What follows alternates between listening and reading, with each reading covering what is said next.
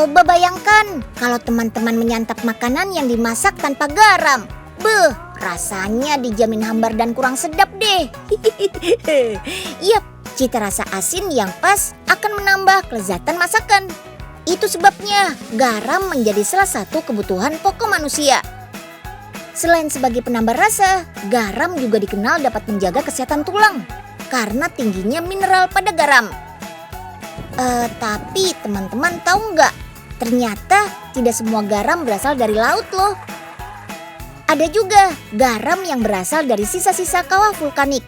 Untuk lebih jelasnya, langsung saja yuk kita kemon. Belakangan ini suka ada berita ular masuk rumah. Ih, serem banget. Supaya ularnya gak masuk rumah, mending Melanie taburin garam di sekitar rumah ah. Ya, terusin gerakannya ya ular kesayangan Oga. Yuk, terus.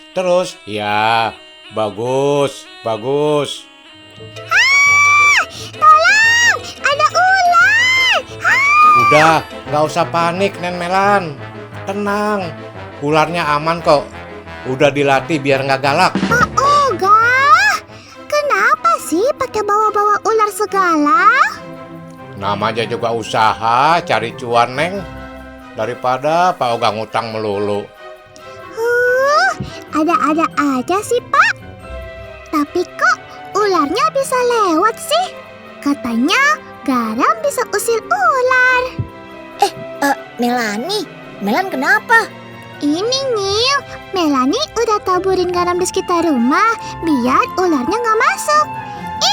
Tapi tetap masuk.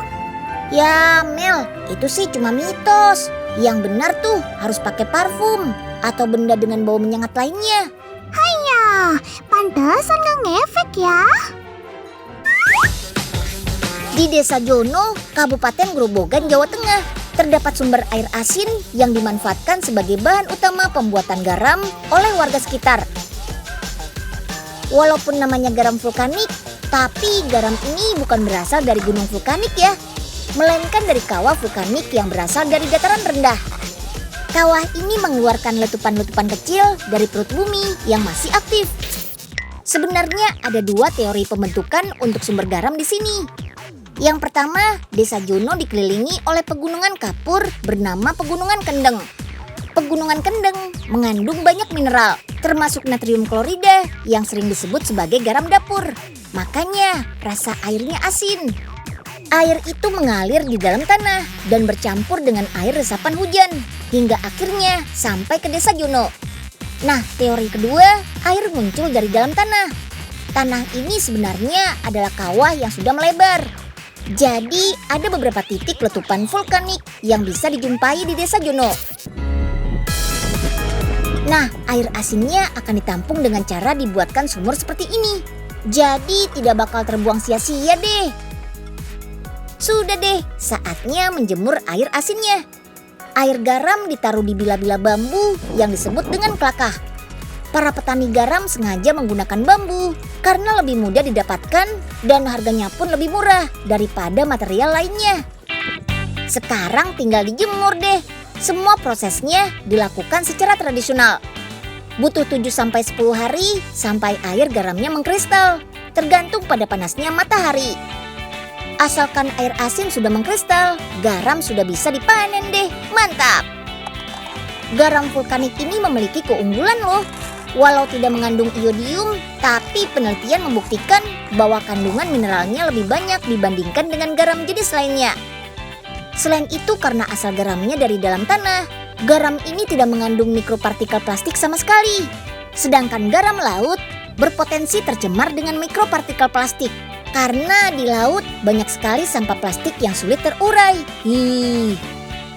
Rasa garam vulkanik ini gak cuma asin saja loh, tapi ada gurih-gurihnya juga. Oh iya teman-teman, gak sekedar sebagai bumbu pelengkap, garam juga bisa loh jadi bintang utamanya masakan. Kayak ikan panggang garam ini nih. Cara bikinnya gampang kok. Pertama, tabur dulu garamnya di bawah. Lalu susun semua bahan-bahan tadi. Selanjutnya, barulah deh ikan bawal yang sudah dibersihkan ditaruh di atas garam. Bagian dalam ikannya diisi lagi dengan daun-daunan dan jeruk nipis tadi. Jangan lupa bagian atasnya juga ya. Sip, terakhir taburkan garam di atas ikan sampai ikannya terbalut sempurna. Nah, kalau sudah tinggal dipanggang deh. Butuh waktu yang cukup lama loh untuk memanggang ikan. Kurang lebih 45 menit sampai 1 jam. Dengan teknik memasak seperti ini, daging ikan akan matang dengan merata dan jadi super lembut tanpa harus menggunakan minyak. Yeay, sudah jadi deh. Tada! Garam yang tadi digunakan nggak dimakan kok. Jadi dipisahkan dulu ya dari ikannya. Tekstur garamnya sudah mengeras, jadi gampang deh memisahkan ikan dengan garamnya. Bagian kulit ikan yang terkena garam secara langsung tidak perlu dimakan karena bagian itu sangat asin. Nah, yang dimakan adalah bagian dalam ikannya. Mantap! Wih, enak banget nih. Rasa asinnya meresap ke dalam ikan. Walaupun gak pakai bumbu lain sama sekali, rasanya tetap mantap kok. Dan pastinya gak ada rasa amis. Enak banget.